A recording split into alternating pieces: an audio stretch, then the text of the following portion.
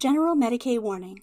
The views expressed in 5-ish minute lore, the lore delivered in rants, are sanctioned by their scholar Progenium as excess rageous. Prolonged exposure can result in loss of IQ, high blood pressure, random outbursts, and blunt force trauma to the skull, resulting in unconsciousness. Please consult your local physician for more information.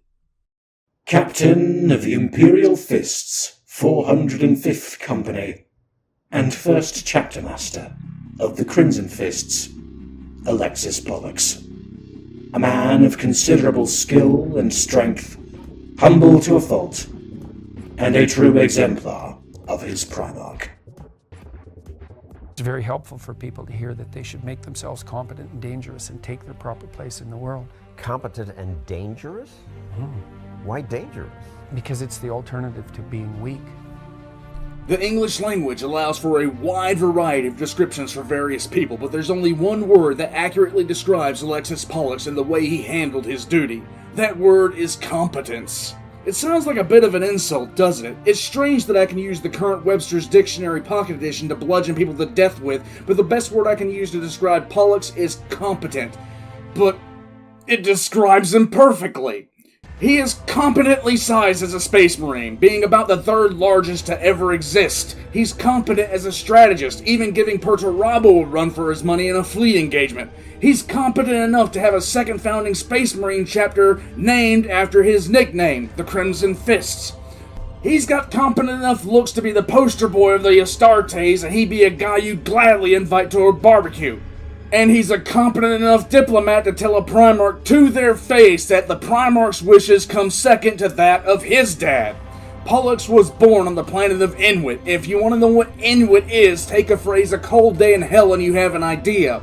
Inuit is basically lifeless, except for Australia-tier creatures and the people that populate it. Oh, hi, Spice Oz. That's my own planet. And resources are so sparse it's pathetic. Even with all this going against the planet, they had developed a small pocket stellar empire. Alexis was raised on this planet and became an aspirant to become a Space Marine of the Imperial Fists, alongside his twin brother, Helenus.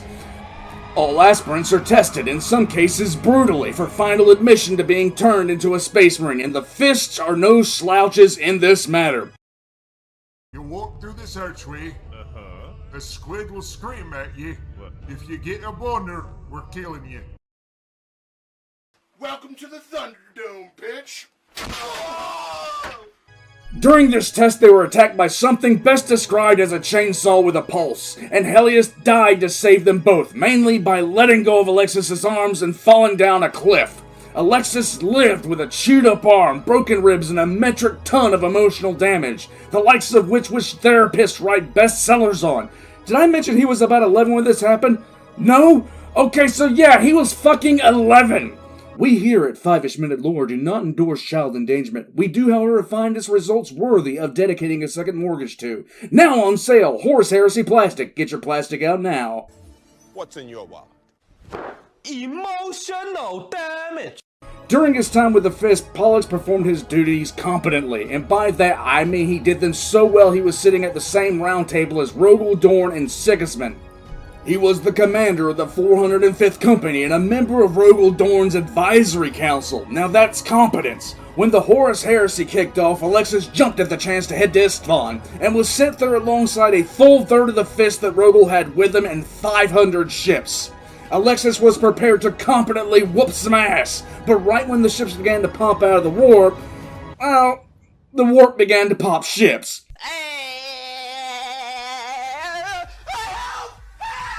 The commander of the fleet, a guy named Yonid, tried to power through a massive fuck-off warp storm. Well, I'll give you an idea of how well that went. When they tried to translate back into real space, the Geller fields that protected them all started to fail en masse, which resulted in utter disaster. Ships began to come apart at the seams, reactors went critical, entire squadrons simply ceased to exist. Now that's a lot of damage!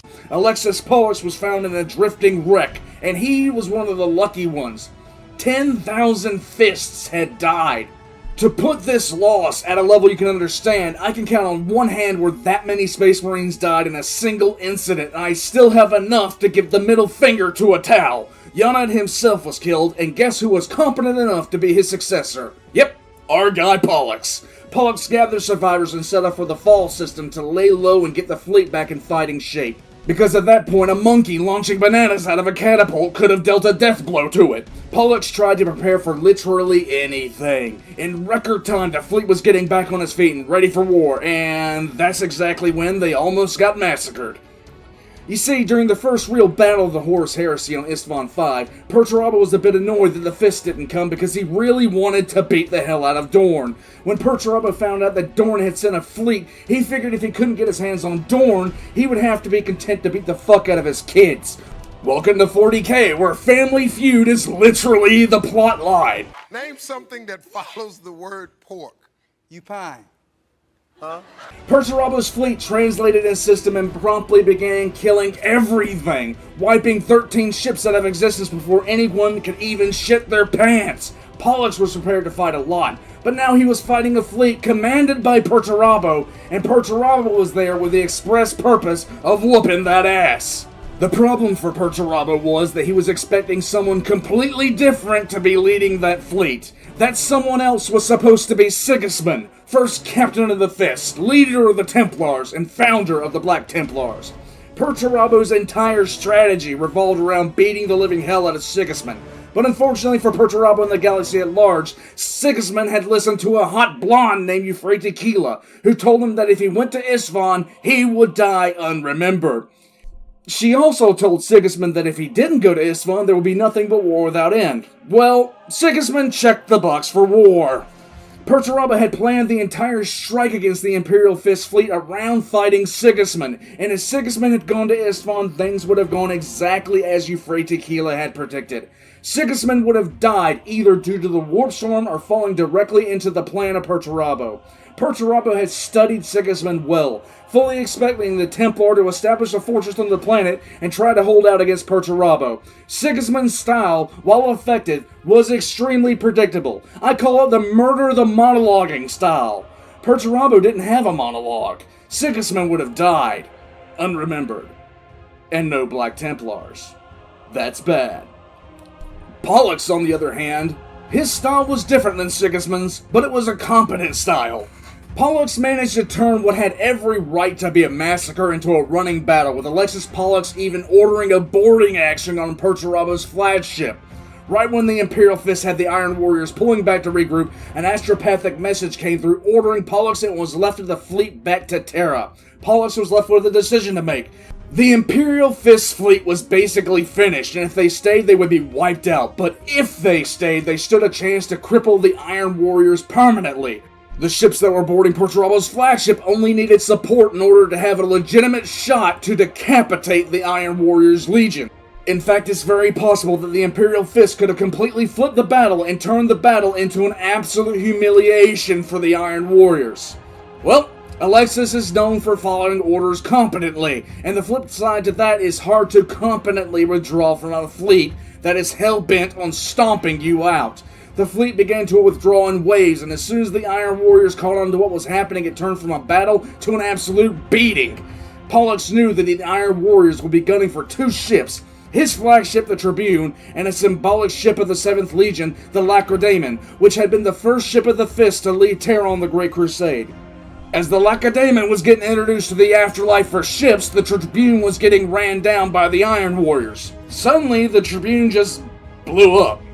The Iron Warriors began celebrating, deciding to take their time murdering the last few Imperial Fist ships that had not managed to get away. Perturabo was grinning, spending the last few minutes beating the Imperial Fist Terminators who had boarded his flagship to death. All in all, Perturabo was in a good mood. Then everyone seemed to notice that one of the ships that had ran the Tribune down was moving away. The Contrador, which had engaged the Tribune at point-blank range, was attempting to leave the battlefield. By the time anyone realized what had happened, it was already too late. Polux had purposefully overloaded the Tribune's reactors, and when the flash happened that close to the Contrador, he had boarded it and taken it over. He had even hung out a bit around the battlefield just to throw suspicion off. Legend has it that someone rolled down the window on the Contrador's bridge, and an Imperial fist was held out the window, flipping the Imperial Fist bird to the Iron Warriors just as the ship entered the warp. Look at the mess of this place! It's fucking ridiculous! Someone fucking man up! Now, here comes the fun part. Due to the way communications work in the warp, it's very possible that the message that the Fist received was the very same message that was sent out before the fleet had left for the Isthman system in the first place. This could have very well been because of the Chaos Gods themselves, which turned the battle itself into a massively costly loss for the Fist when they broke from ranks and retreated to follow the orders of their Primarch. What? The Contrador hung an under management sign and started cleaning house to the Iron Warriors' baseline human supporters within its crew. Then they promptly ran right into the ruined storm. Oh, great! After an undetermined amount of time blindly stumbling through the warp, they found a light in the darkness and headed to it, assuming it was the Astronomicon and Terra itself. When the navigator said they were preparing to re-enter real space, Polux was ready to rejoin Papa Dorn and set himself to fortifying Terra. Instead, they wound up popping out of the warp on the edge of Macragge. Yes, Macragge, Gilliman's Ultramarines' homeworld. Unable to re-enter the warp and badly wounded during the fight at Thal, he stuck to Gilliman's homeworld, where upon meeting the Primarch became the first Marine ever to refer to a Primarch as a bastard in front of another Primarch. Said bastard was, of course, Perturabo. Everyone was wondering if Polux was going to get chokeslammed by Gilliman for talking about his brother like that, until Gilliman actually agreed with him. Gilliman then asked him to assist with the defenses of Macragge, which Polux agreed to do under the condition that he be allowed to head to Terra as soon as the warp storms cleared up enough to allow him to do so. Polux set about pissing off the Ultramarines by showing them just how shit their defenses were, and despite that, they did everything he recommended because Gilliman told them to shut up and deal with it. Polux had a lot of questions about the light that had drawn his ship to Macragge in the first place. After being told it was called the Pharos, and the information on it was classified, he was then informed, if he'd like, he could speak with the Warsmith. Polux just about shit a brick. Instantly, he wanted a meeting with this Warsmith. That Warsmith, sitting on the planet of Sotha, was none other than Barbarous Dantiok.